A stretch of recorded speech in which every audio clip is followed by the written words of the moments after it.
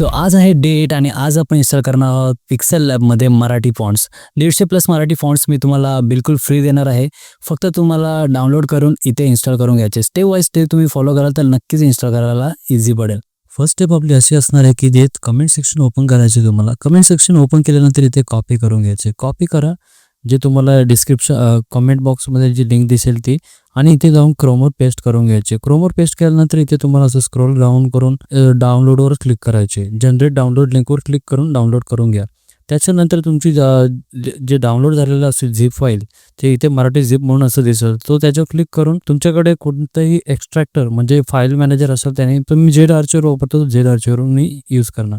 तुमच्याकडे जो असेल तुम्ही तो यूज करू शकता. मी झेड आर्चिवरने इथे ते 150 फॉन्ट एक्स्ट्रॅक्ट करून घेणार जिथे मला फाईल डेस्टिनेशन पाहिजे तिथे. आणि आता इथे मी डाउनलोड्समध्ये एक्स्ट्रॅक्ट केलेले आहेत. आता आपल्याला पिक्सेल लॅब ओपन करायचे. पिक्सेल लॅब ओपन केल्यानंतर तुम्हाला इथे आता फॉन्ट ॲड करायचे. त्यासाठी टेक्स्ट फाईल कुठलीही घ्या आणि त्याच्यानंतर इथे साईडला राईट साईडला तुम्ही स्क्रोल करून फॉन्टवर क्लिक करायचे. एबीवर क्लिक करायचा. इथे ऑलरेडी तुम्हाला असे फॉन्ट्स दिसतात जर तुम्ही आपलं फॉन्ट वापरत असाल, पिक्सेलला वापरत असाल तर. त्याच्यानंतर इथे तुम्हाला टी आणि एक फाईलचा आयकॉन दिसतो. या फाईलच्या आयकॉनवर क्लिक करायचं. ह्या फाईलच्या आयकॉनवर क्लिक केल्यानंतर तुम्ही जिथे फोल्डर डाउनलोड केलेला आहे तिथे तुम्हाला असं हे दिसेल. डाउनलोड्समध्ये मराठी नावाचे फोल्डर तिथं दिसेल. त्या मराठी नावाच्या फोल्डरवर क्लिक करून ॲड डायरेक्टरी करून घ्या.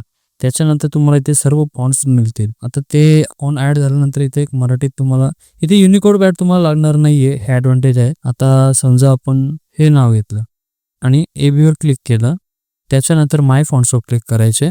तुम्हाला इथे भरपूर फॉन्ट्स तुम्हाला जसं पाहिजे तसं ते तुम्हाला इथे मिळून जाईल. आणि याच्यामध्ये मी फालतू फॉन्ट जास्त दिलेले नाहीये, रेग्युलर यूज करता येतील असे टेको, सेमी बोल्ड, अनेक देवनागरी वगैरे हे भरपूर यूज होणारे फॉन्ट्स आहेत.